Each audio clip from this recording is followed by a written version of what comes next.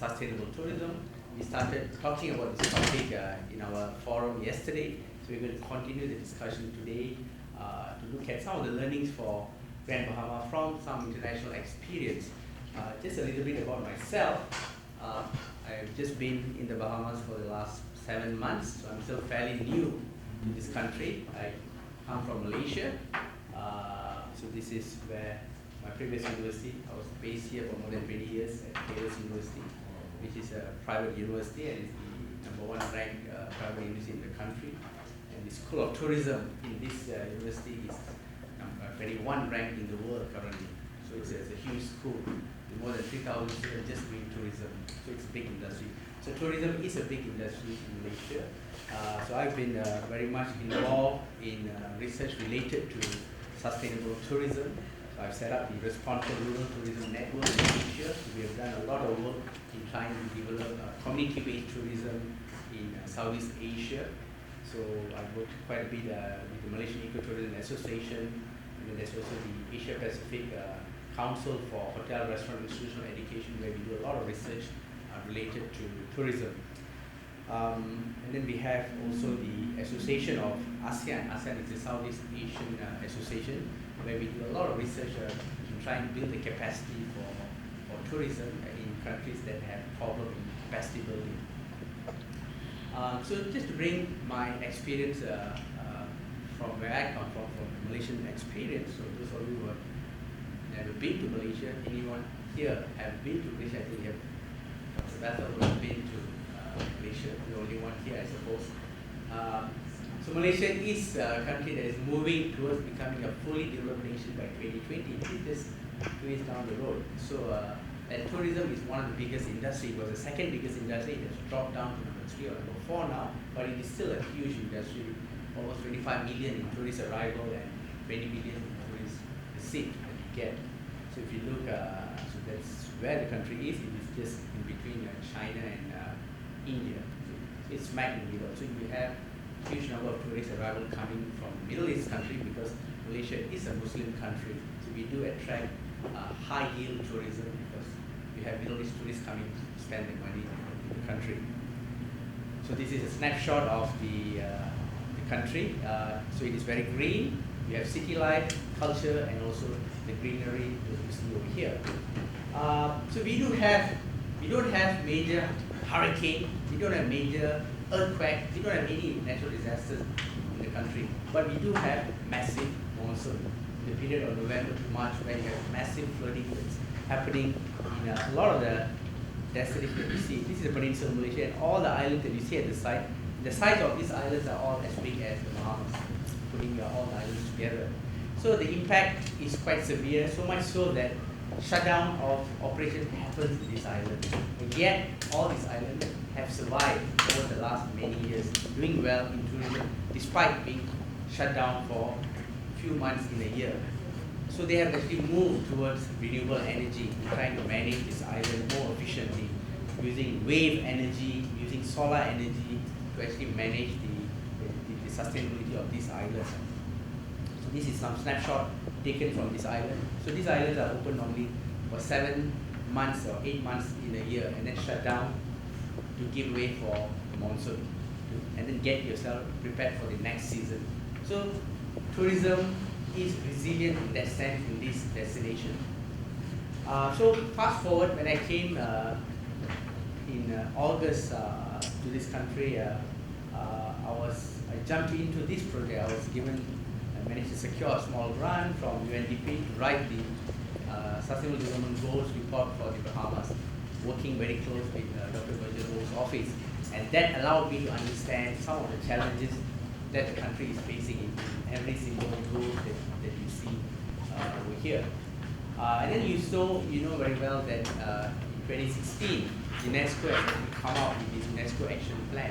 So as a small island destination, the Bahamas have a role to play because there is already an action plan that is put in place looking at the 5 priorities that is looking at capacity, the resilience of the small island, social transformation, cultural heritage and linkages. So there is already a master plan that is being developed at the UNESCO level. And then learnings that you can get from other small island destinations right from the Caribbean to the Pacific to the African Indian Ocean, the Meridian, and also South China Sea. So there's a lot of learning. So a lot of things that's happening, a lot of issues that you have over here is not something new. So it's something that you can already predict. This is something that is going to be getting worse, yes, when you talk about hurricane, but how do you recover? How do you make yourself more resilient towards this situation? So if you look at the vulnerability of this small island destination, it's something that you can't avoid. It is a small growing population. We have limited resources, remoteness, susceptibility to natural disasters, vulnerability to external shock, excessive dependence on international trade and fragile. But this is something that is happening not just here, in many destinations. So how do you bounce back? How do you make yourself resilient towards this? So making SIAS more sustainable is something that is critical for a place like the Grand Bahama over here. So moving towards low carbon, climate resilient economy. So this is the way forward. So last week I was in the Energy Security Forum where we talked a lot about energy. How can energy be managed more efficiently when you talk about tourism? Back in 2012, on 13 December 2012, when the WTO World Tourism Organization announced the World Tourism Day, they used the theme 1 billion tourists, 1 billion opportunities, because 1 billion tourists actually started moving in the country, into the world in 2012. So if you look at the movement of tourist arrival over the years from 1950 to 25 million to where it is now, at 415 billion in 2012, when the first billion tourists walked. So there's a huge change that is happening now. So currently, at the end of December 2017, we already crossed 1.322 billion tourists with more than 1.22 billion in terms of receipt for tourism. So you can see the evolution, the changes that has been taking place across the globe in terms of mass tourism. And then if you look at the figures here, when you focus on Caribbean, there seems to be an increase everywhere, but there's a drop in the Caribbean. So in terms of movement of tourism from 2015, 2016 to 2016, 2017 figures. So there is a drop in the Caribbean. But then across the globe, there is high arrival of tourists. So at the end of this 2012, when the 1 billion tourists walked in, there's a lot of survey that was carried out to actually understand what does this 1 billion tourists actually want when they move to a destination. These are the important things. Local, buying local is important. Respecting the local culture is important. Protecting the heritage is important. Saving energy is important. Using public transport is important. These are important for the tourists. When you talk about responsible tourism, this is something that is critical in any destination, including small island destination. So these 1 billion tourists have been an ambassador because they are so active in social media. So something bad happened over here within seconds, things go out.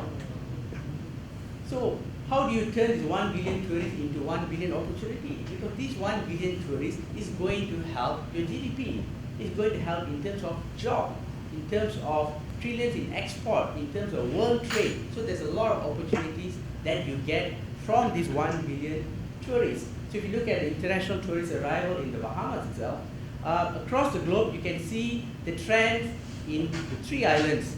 So when the trend seems to be going up, it's the same in all the islands. So sometimes you can't just say that it is isolated to the Grand Bahama issue. It is across the Bahamas. We're having almost similar issues. So if you can solve across the country, you should be able to solve even the problem over here. So again, if you look at family islands, the trend is almost the same as well. Across the family islands, the trend every year is the same. It's not that a specific island is doing badly and another island is doing very well. But the trend, if you see the flow, it seems to be across the same. And then if you look at Grand Bahama, there's very much the effect of hurricane and how it has impacted. So if you see the tourist arrival in Grand Bahama, it peaked in 2015 and then down all the way to where it is now. So and you can see some of the hurricane that has impacted the figures over here. So it has actually impacted in that sense, and we have not recovered and hoping to recover with a lot of initiatives that the government is now trying to do. So if you look at the own experience in Malaysia, Our tourist arrival is currently at 25 million, but the target now is by 2020 to hit 36 million with 51 billion in terms of receipt.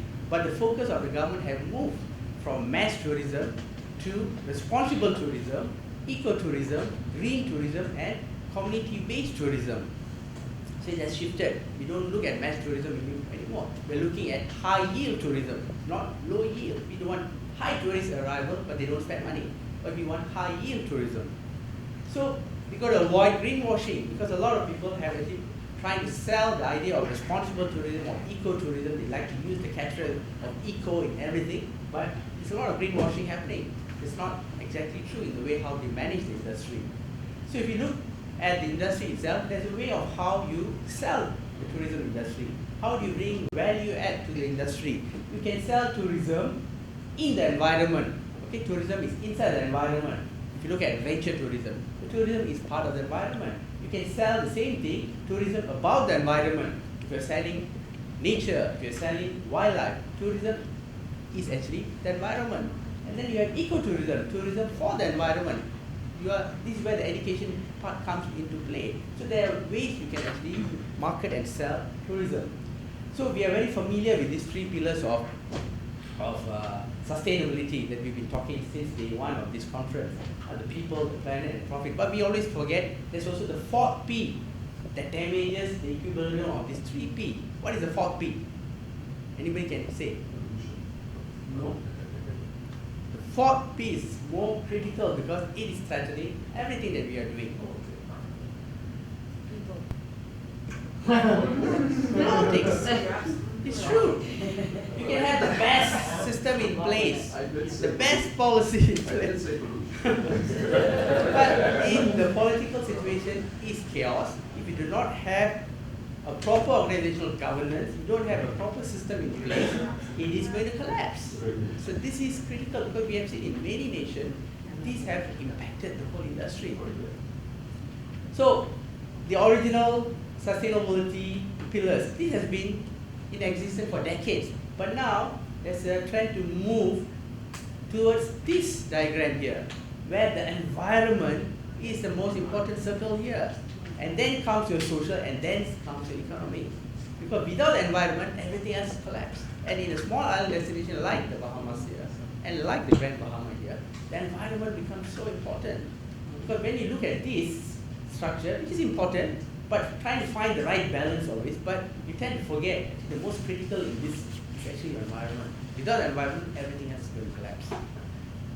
So there's a new wave of tourists who are looking for responsible destinations. They're willing to spend money to come to this destination. So these are the high-yield tourists who's willing to spend the money to experience the experiential that they get when they come to a destination like the Bahamas here. So this is what responsible tourism is all about.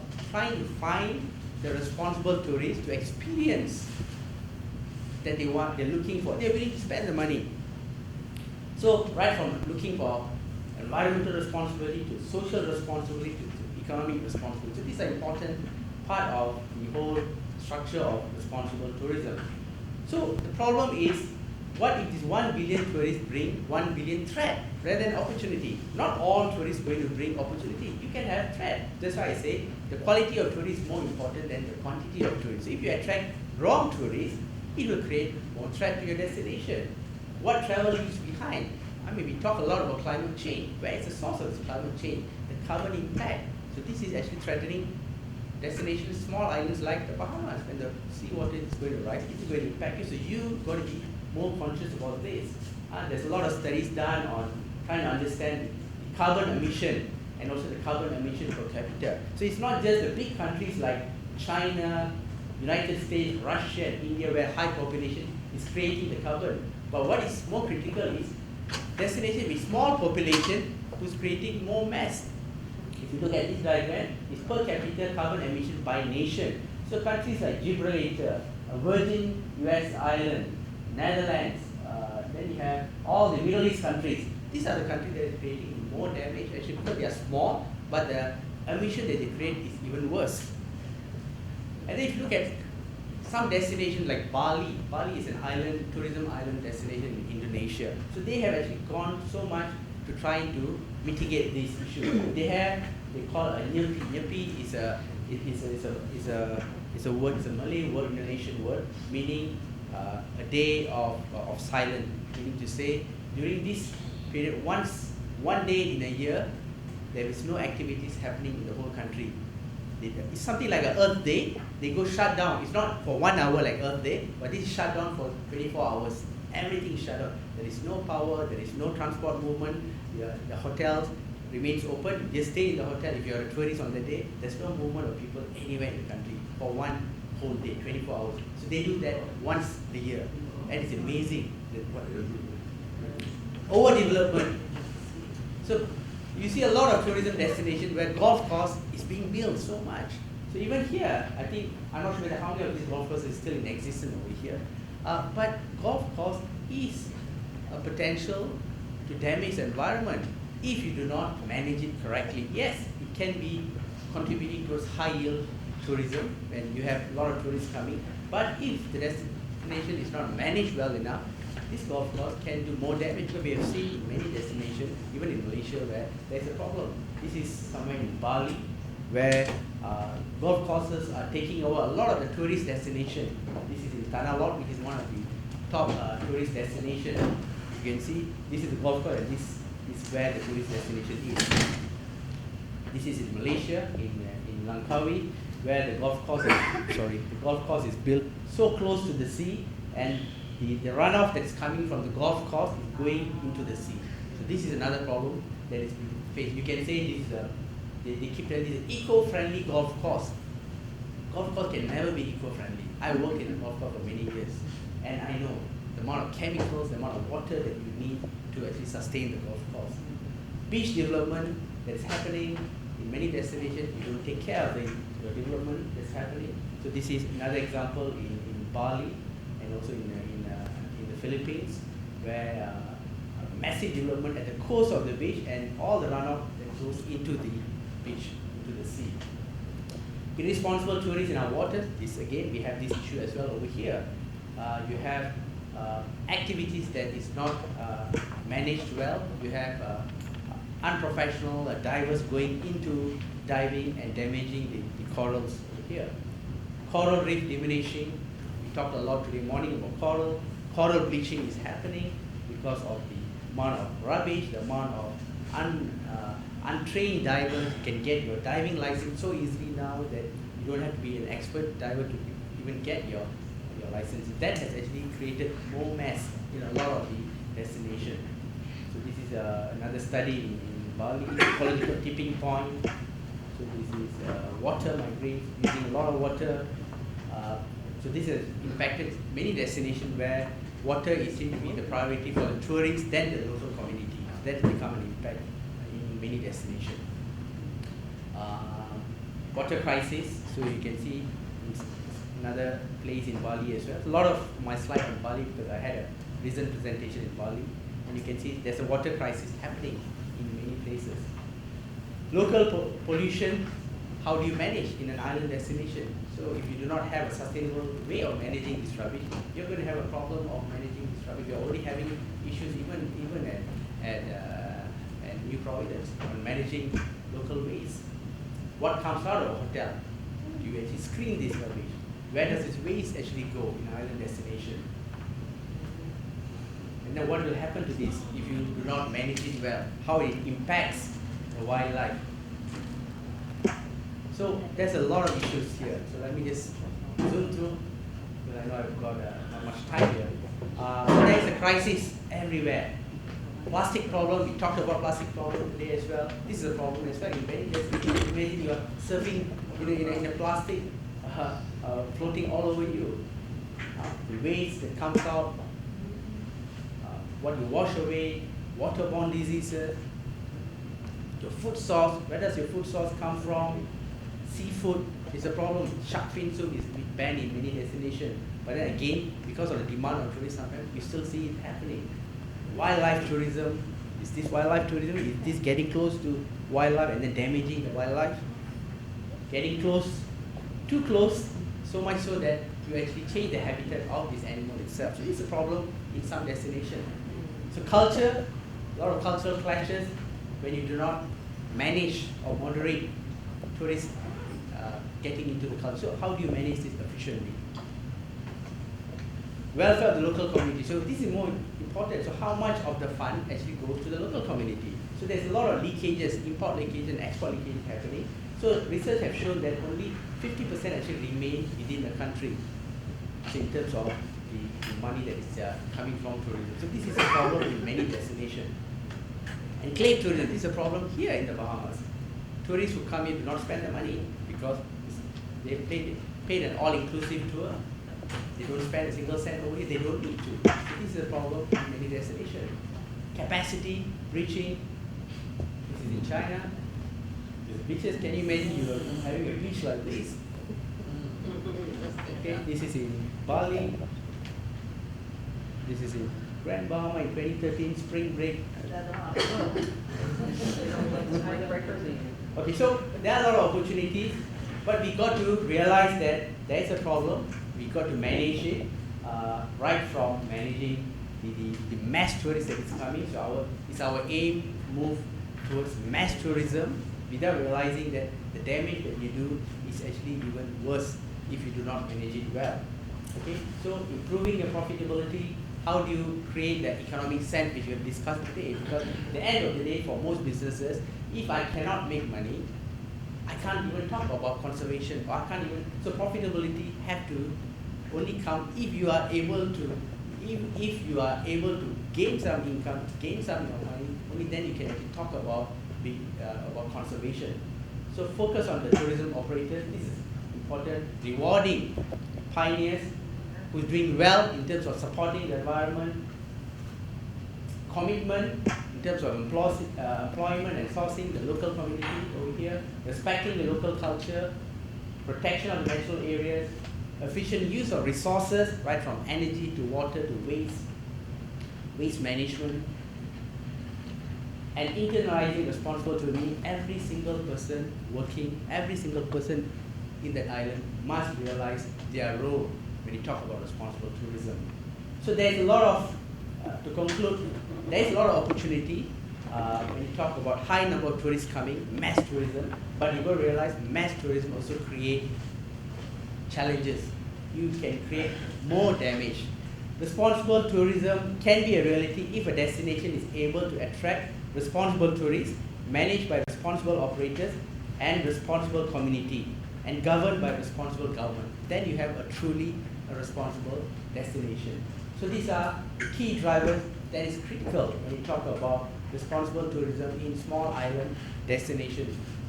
So in a place like here in the Grand Bahama, the energy management, the water management, the waste and climate is the basic fundamental that we've got to sort out before a destination can go to the next level. Yes, the hurricane is something that you cannot avoid, but these are the things that you can manage. When the hurricane comes, yes, it's going to hit you, but you've got to be prepared for that. Thank you. All right. I am from the University of the West Indies, and I am very happy to be here. I want to congratulate Professor Strawn and the University of the Bahamas for hosting this very interesting conference. Certainly, the UWI would be more than willing to partner, because I noted Professor Strawn's presentation this morning about starting new programs. We have worked with the University of the Bahamas in terms of its law program, and so they are willing to partner. This year is our 70th anniversary of the University of the West Indies, and of course you know that Bahamas is a contributing country. We are 17 contributing countries. The Center for Hotel and Tourism Management, this year is our 40th anniversary. The Bahamas was successful in hosting that center here. We have two satellite centers here. We have the School of Clinical Medical Research that is at Princess Margaret Hospital. We do the doctor medicine, medical doctor programs and postgraduate programs there. And then we have the Center for Hotel and Tourism Management that I'm a part of. And we are both under the Mona campus, so we call ourselves Mona Bahamas. We are in a shared facility at the University of the Bahamas at University Drive. This topic I am presenting here has to do with reinventing Grand Bahama Island tourism. And it forms part of a broader work. I'm just presenting one part of the work. I came here in May 2016 and collected some data. What I was interested in is trying to develop destination management methodology using network analysis. So I was looking for an island in the Bahamas that I could map the entire destination network and understand how it is being managed. So initially I thought about Grand Bahama Island because I had some contacts here, and also Exuma because I had some contacts there. And after reading the background and the decline in visitor arrivals on this island, I said, perhaps let me find out what exactly is happening on Grand Bahama Island. And so I decided to do my research there. And so I collected the data in May, and my last interview was on September the 6th, 2016, exactly 1 month before Hurricane Matthew passed through, October 6th, 2016. And I'm going to present the network analysis work. Part of my research, coincidentally, had to do with crisis management. So I collected a lot of data on crisis management, and then Hurricane Matthew came through. Just a bit about me. Of course, you recognize I'm non-Bahamian. I'm Trinidadian. Anyone here has been to Trinidad? Okay, quite. Okay. And my connection with the Bahamas, when I decided to study tourism, I came here. So next year actually will be my 30th year anniversary actually studying, working in tourism. I'm a second career academic. So I am proud to say that my tourism foundation started here in the Bahamas. And so you would probably, if you read my profile and so on, you'll realize, over the years how much that has contributed to what I've done. Okay. So, just a bit in terms of the structure. It's an academic work, and I also would mention my latest book, Tourism Management in Warm Water Island Destinations. This work is chapter 10 in that book, and it's entitled Destination Management, a Network Perspective, and it's on Google Books, so you can read up more detail about the work on Grand Bahama Island. I did the work with a colleague at Griffith University in Australia, Professor Noel Scott, who is an expert in network analysis in tourism. So I'm just going to look briefly about the literature, and the focus really for me was trying to map an entire destination network and develop that methodology. Some bit of the findings, conclusions, and implications. And one of the things that happened with this particular presentation, I did an international conference in Orlando in December, and I presented the work, and the comment was, have you shared this with the people or the politicians in Grand Bahama Island? And so now I'm using this as an opportunity to share this work on the island. And my disclaimer is I have no political ties, and I'm non-Bahamian. So this is just an academic looking at an island and its tourism industry. Okay?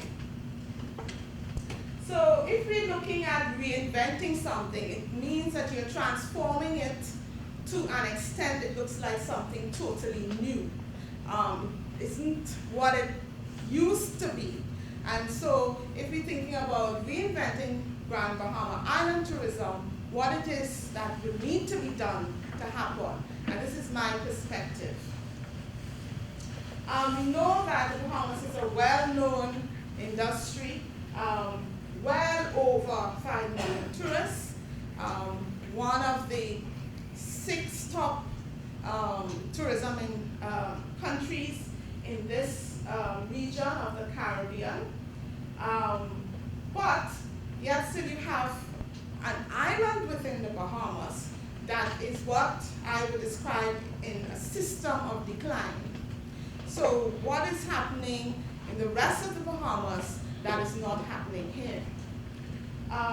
The research study, therefore, explores the circumstances surrounding this destination decline, and in particular, the important role of a destination management organization. Now, a destination management organization controls all the activities surrounding tourism in what is called a destination, either a country, or it can be part of a country, a region that attracts tourists. And it is ideal to have just one destination management organization. And not so ideal, and I see my colleague from the Ministry of Tourism smiling, and it's not so ideal to have more than one destination management organization. This is a map, and we all know where we are, taken from the CIA website, Grand Bahama Island. And here you have the city of Freeport. So the DMO is a critical agency, and virtually nothing can happen in terms of development and management of tourism without the DMO functioning properly and effectively within the destination. Part of it has to do with coordinating a lot of the stakeholders, the hotels, the attractions, the tour operators, the various agencies who would take care of the business of tourism on the island. Of course, tourism is an industry. It is a business, and you need to understand how these stakeholders collaborate and cooperate. And the DMO can facilitate that process. So a lot of what has happened is looking at that collaboration and cooperation as a network. So you talk a lot about destination networks. Yes, we know that everyone meets and gets some kind of consultation, some kind of agreement and things happening, but it's not always clear if it is functioning effectively, the destination network, as to being able to promote tourism in that particular island. So we know that in Grand Bahama Island, you have very important, the city of Freeport being managed by the Grand Bahama Port Authority. And I really hope Derek Newbold was going to be here. But he isn't, and it's under the Hawksbill Creek Agreement. I spent considerable time reading and understanding that agreement to do this research. And you also have West End and East End of the island. Looking at the stopover arrivals, not the cruise arrivals, but stopover arrivals, you had a 90% decline, which is considerable. And then you have three entities having some kind of DMO function in terms of managing tourism. We have the Ministry of Tourism, you have the Grand Bahama Port Authority, and also the GBITB, the promotion board that exists in several islands. The other aspect is trying to collect the data to understand how the various DMOs operate and interact with the stakeholders to try and recommend what's the best way for the functioning of tourism in the island, particularly to deal with a destination that is in decline, to ensure that tourism continues to develop and grow. So what I looked at is two aspects really. I don't want to go into detail, but first I have to get a list of all the various stakeholders. A comprehensive list, and that involves me looking at the Grand Bahama Port Authority licensing directory. So I got access to that and was able to pull all the tourism operators. Did a lot of online research as well using Bahamas Local, pulling all the stakeholders. And I would say that to a large extent, I was able to get an idea of all the various tourism operators on the island. And because the island is bounded by the sea, they exist here, and so I'm able to get the nodes. The other part of the methodology is understanding the interactions between the various DMO functionaries and the stakeholders. And that interaction information or data really needed some qualitative data gathering. So asking the various experts that I interviewed when I visited the island as to how these players interact.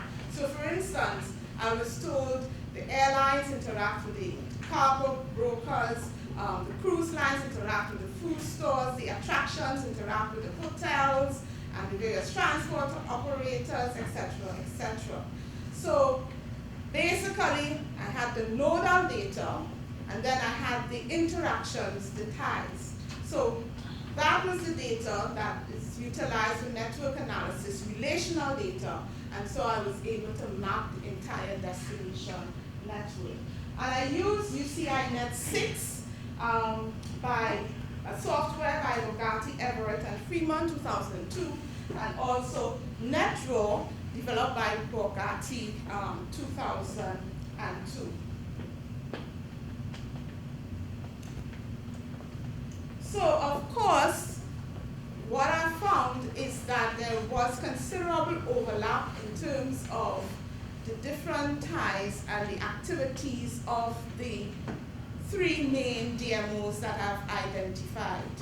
The Ministry of Tourism, Grand Bahama Port Authority, and also the Promotion Board.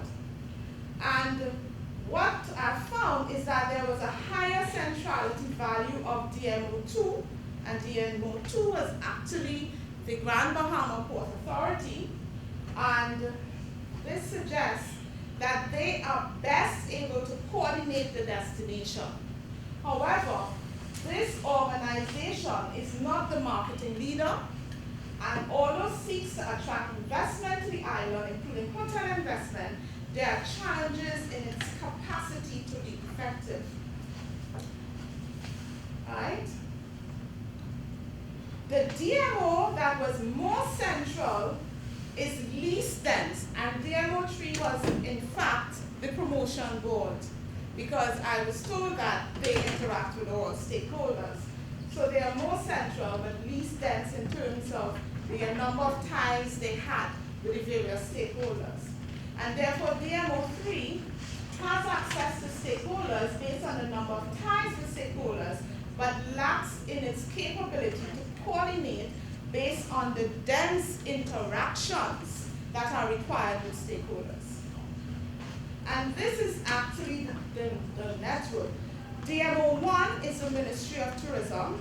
DMO3 is the Promotion Board. And set apart is the Grand Bahama Port Authority, DMO2. And of course, this network and some of the data I've mentioned is published in Destination Management and Network Perspective in McLeod and Pro's Tourism Management in Warm Water Island Destinations. Conclusions. Certainly you can see the importance of a destination network.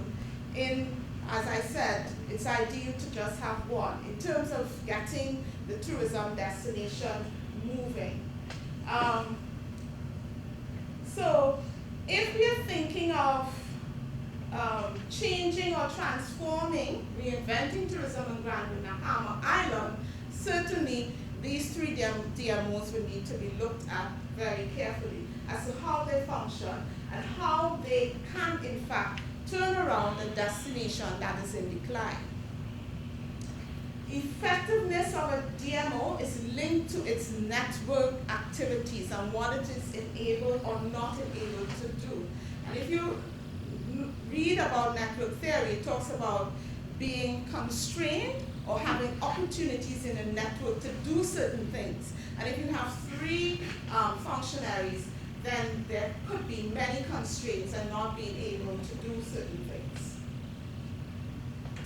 The network analysis shows three DMO organizations, and so the roles and the policies to transform this destination, to reinvent this destination, will need to be looked at very carefully to ensure that the DMOs that are function in particular areas. So if we are looking at DMO 2, the Grand Bahama Port Authority, focusing on the city of Freeport, then they should function as a tourism agency for the city of Freeport in its fullest length, depth, and height as a tourism agency. And I think that is it. A little about myself, H. Rudy Sawyer. I'm the owner and operator of Blue Green Outdoors, which is a nature and heritage-based tourism here on the island of Grand Bahama. A number of years ago, I made a commitment to self that as I came towards the end of my working career, two things will happen. I will be working for myself and I will be doing what I love doing. Let me report to you, I'm loving what I do. And so again, I have a background certainly in business. I noticed that this particular conference had a number of former and current Chamber of Commerce presidents, starting with our Deputy Prime Minister who did the keynote opening address, former president of Grand Bahama Chamber of Commerce. You have Mick Holding, who's the current president. You also had Kevin Seymour, past president. You also had Mr. Sumner, who's the president of the current president of the Bahama Chamber of Commerce, and then myself, former president of the Grand Bahama Chamber of Commerce. It pulled us all in. So I thought I'll take advantage of the opportunity given to me to do a little something different here and tell you a little bit about Grand Bahama and the effect of disruption for success that really was significant to this particular destination that we call Grand Bahama Island. Freeport certainly is a feature, maybe a major feature of it. But I'll start by saying to you, going the wrong way, I'll get used. Wallace Groves was a disruptor for success. This genius of a man proposed in 1955 to transform part of a pine barren island of less than 5,000 inhabitants at the time into a modern city.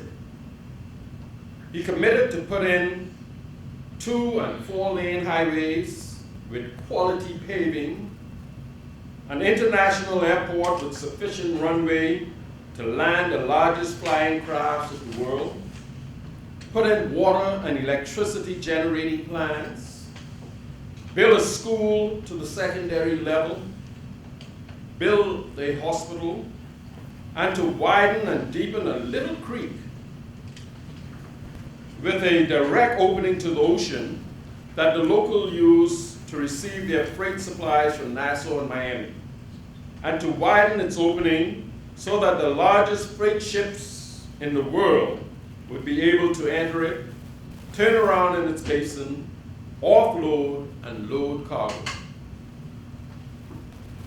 All this on an island mainly with unpaved roads, only wide enough for one vehicle to pass at a time, and one main road running along the coastline of the island, connecting the settlements. This man, who graduated from Georgetown University in Washington, D.C. in 1925 with 4 degrees after only spending the normal time of undergraduate study, and someone who had turned around a lumbering company harvesting the Caribbean pine on the island, was able to convince the local legislators and the island representative for England, the governor, that he had the wherewithal to build this city to accommodate a population of 250,000 people. And he did. Initially on 50,000 acres of crown land, sold to him by the government at $2.80 per acre, £1 per acre, plus an additional 1,500 acres he bought from local landowners, generally at a rate of about $30,000 an acre. He was able to negotiate some concessions, including exemption from business taxes, in signing a 99-year agreement with which he was able to then go out and find like-minded and like-pocketed persons to partner with him to build and run the new city. And as they say, the rest is the history we are living. Before Wallace Groves, there was a period of prohibition on alcoholic beverages and its production imposed by the U.S. government between 1920 and 1933 that opened an opportunity for the daring on this island, where alcohol was legal, to clandestinely evade the blockade and deliver the black market red product to a thirsty population in the United States. Those disruptors caused the West End to boom during that time, and some of the descendants of those swashbucklers are even today operating successful businesses on the island and throughout the country.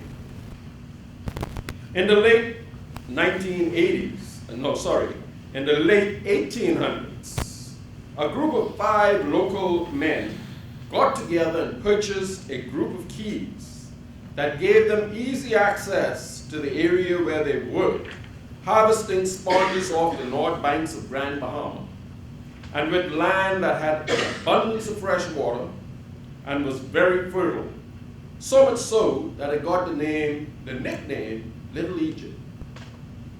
It was for a time the breadbasket for Grand Bahama. That place is Waterkey, to the north of the mainland of Grand Bahama. In fact, just north of here, you'll get to Waterkey. Today, there's an urgent need and an urgent cry that goes out for disruptors to have similar effect on the economy of this island. Claude, you agree? And they among us, or are they among us? Or can we attract them to us? Most likely, they are among us, and some are needed to be attracted to us. Technology dominates our world today. IT, AI, internet, robotics, cyber technology, blockchain, cryptocurrencies, etc. This may be our best area to get our needed disruptors. Consider with technology, work could virtually be conducted from anywhere in the world. And if that is factual, then maybe the new trend for successes in this sphere may be finding the best places in the world to live.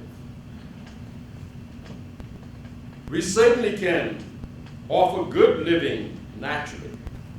Ideal weather most of the time, warm temperatures, pristine beaches, wonderful recreational fishing waters, lush vegetation and trails, telephone and internet connectivity, medical facilities, educational facilities, easy access to the United States, easy imports from the world and exports to the world, easy transfer of funds, low taxes, parity of our dollar with the US dollar, English speaking, educated population, culture, entertainment, and a friendly people.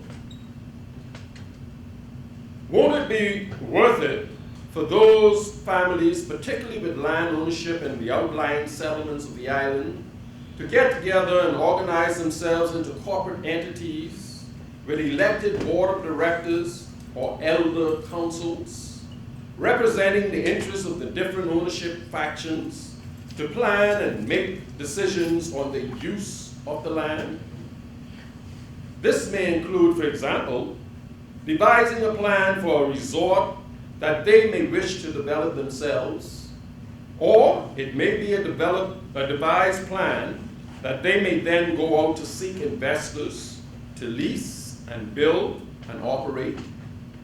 Or it may be a shop, or maybe shop for a joint venture with others, foreign and or Bahamian. Or it may be an alternative energy project, export fishing, IT, or any other determined economically feasible idea. Over the generations, land has been passed down to descendants who usually look forward to getting their piece. From generation to generation, the descendants expand and become more, causing proportional entitlements to get smaller and smaller to each individual.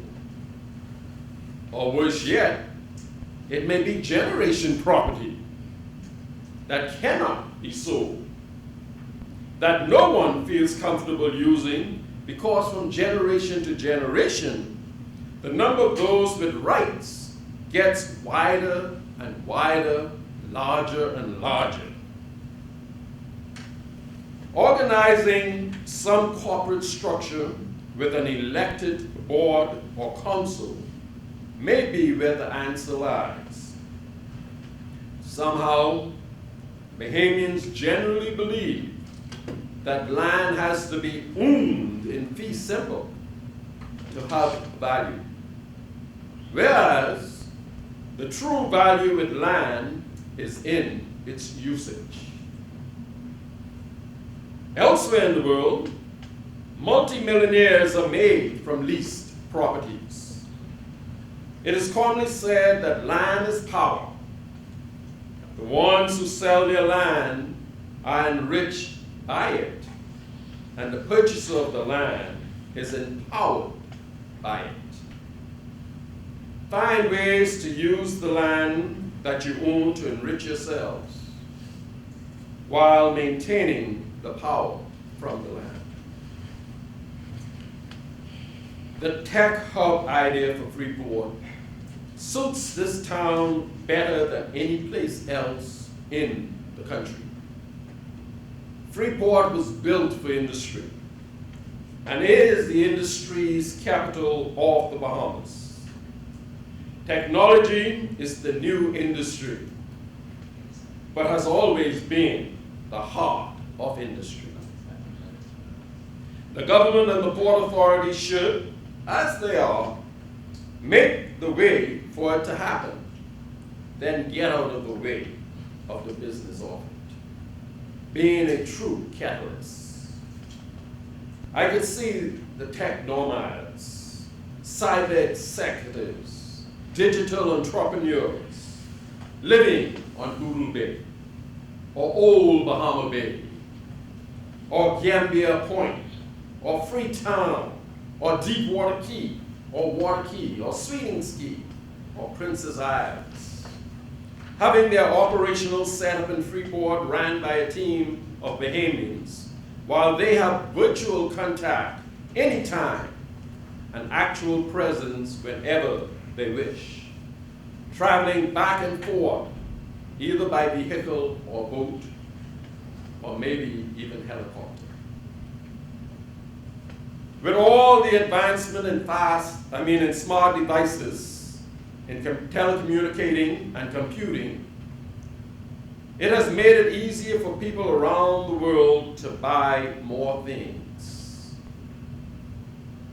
Which means, to me, that more things need to be made and delivered. Beyond technology, there is great opportunity in manufacturing, logistics, and transportation. Ever wonder how come our system of ordering parts and other items we desire or need and having them imported has not yet been disrupted with the invention and availability of 3D printers? From industrial parts to car parts, paddles, shoes, souvenirs, trophies, tools, educational supplies, machine parts, bowls, etc., can be produced in small quantities as needed in short spaces of time, even inexpensively. Is our market, even as it is today, not ready for this? Even with maximizing the use of tech devices for work and making money, Tech Jack and Tech Jill will still need to play. Wanting to have some fun, getting away from the virtual to embrace the real. Providing real interactive activities in nature, with people, in entertainment is an area where innovative and driven disruptors can find advantages for business success in Grand Bahama. Medical tourism, or sports tourism, or religious, or any other segmented tourism is not as important as building the means to facilitate successful businesses in the different sectors. There will be automatic tourism resultant from any success from any segment. If we build facilities for the care of sick people to come here for specialized treatment with our ideal climate and therapeutic salt seawater, and they are successful in getting customers, we get tourists too. The focus being on building the essence of that business, establishing higher education facilities in areas that our area offers special advantages, such as marine studies, maritime, meteorology, astronomy, IT, hospitality, and the like, could be the focus. Any success from these efforts will contribute to tourism automatically. Hotels and meeting and entertainment facilities on island should view locals as agents for them and constantly encourage them to organize with their assistance conferences, workshops, corporate and club meetings, family reunions, concerts, etc. Especially social and civic clubs, schools, trade unions, lodges, churches, wedding planners, large industrial companies, trade associations, paying out commissions and or offering other incentives. Freeport needs a renaissance. There are places that should be repurposed, disposed of, or repurposed. This should happen with a game plan devised by stakeholders with interest in this forming a multi-divisional Renaissance business development entity, including firstly identifying a group of investors, local and international, willing to invest in the identified Renaissance projects. Such projects can be determined from the best proposals submitted through competition among the public. The competition could be, for example, a call for proposals on what should be done with Grand Bahama, the International Bazaar, the Oasis Hotels, the Emerald Golf Course, the Xanadu Hotel downtown, etc.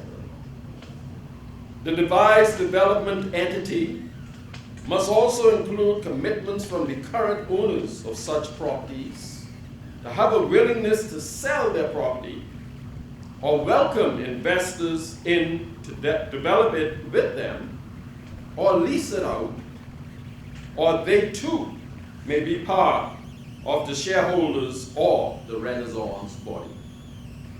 It could be structured that part of the prize of any winning idea could be an equity interest in the development. Provision should also be made in the investment structure to allow for the public to purchase shares in the development entity.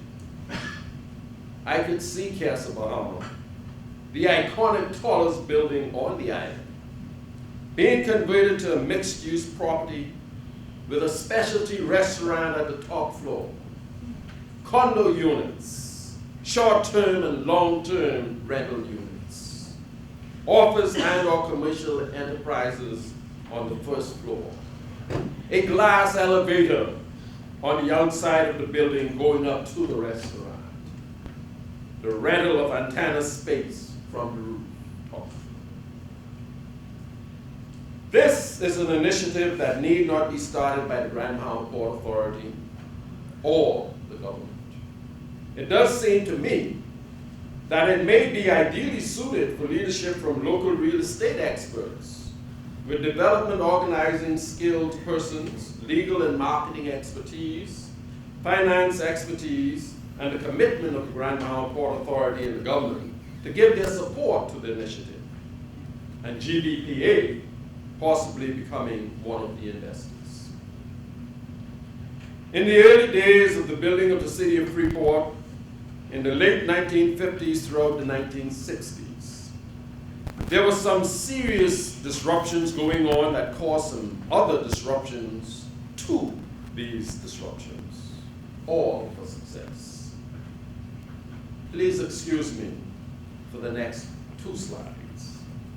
Both are packed with words, not because I want you to read them, because I will, but because of their significance. I wanted to show exactly, inter alia, how they were written in the Hawksbill Creek Agreement. The first is Section 1, Clause 9. Section 1 of this agreement tells what the Port Authority covenants with the government to do. And I quote, Section 1:9. Use their best endeavors to employ Bahamian-born persons within the port area, provided such Bahamian-born persons are available and are willing to work at wages or salaries, and upon conditions of employment comparable with those obtaining in similar works elsewhere in the colony, and having regard to the persons available from time to time for such training and the standard of education, and or the degree of skill required for the positions to be filled, use their best endeavors to train Bahamian-born persons to fill positions of employment within the port area, and cause any person or company licensed by them to carry on any manufacturing, industrial, or other business, undertaking, or enterprise within the port area to enter into covenants with the Port Authority in such license in the same terms as the covenants contained in this subclause of this clause. End of quote. Secondly, Section 2:20. This is the portion, Section 2, where the government covenants with the port what they want. And I quote, that during the continuation of this agreement, the Port Authority or its licensees shall have the right to bring into the colony and to employ within the port area such key trained and or skilled personnel as in the opinion of the Port Authority or any licensee as the case may be, are necessary for the construction, operation, administration, and other purposes of the port project or the port development area, for the manufacturing purpose, for the administrative purposes, and for the purposes of any and all other businesses, undertaking and enterprises carry on within the port area by the Port Authority or by any licensees, and that the government will not withhold permission for the entity of such key trained and or skilled personnel into the colony, and the term key trained and or skilled personnel into the colony used in this subclause of this clause shall be deemed to mean and include the family and dependents of any such key trained and or skilled personnel, and provided always that government reserve the right on grounds of personal undesirability, A, to withhold permission of any individual to enter the colony, and B, to compel any individual to leave. End of quote.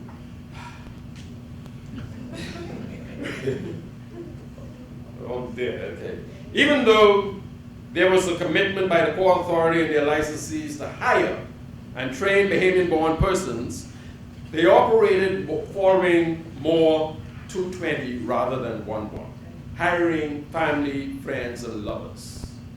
This, I rated a number of Bahamians objecting to being in there, and it caused maybe one of the greatest disruption, the bend or break speech. And I need to end with this here. And the Prime Minister at the time, on the opening of Borco in 1969, after beginning with some formalities, he got into his speech, and he says, as we form new partnerships in the development of the Bahamian economy, and as we strive toward developing a truly mixed and fine mixed Bahamian society, let me emphasize that there's room for all men of goodwill. There's no room for the rest. So that's how he ended his bend or break speech, where he made the statement in his speech. It is a fundamental part of my basic political philosophy that people are more important than machines. In this city where, regrettably, almost anything goes, where promisingly some economic opportunities have come to Bahamians, Bahamians are nevertheless still the victims of an unbending social order, which, if it now refuses to bend, must now be broken. And that has maybe been one of the greatest disruptors for the benefit of Bahamians in the city of Freeport. Sometimes the disruption happens not only by individuals, but sometimes the government, through their leaders, may have to step in and do some things to cause disruption for the good. And I thank you for the opportunity to present.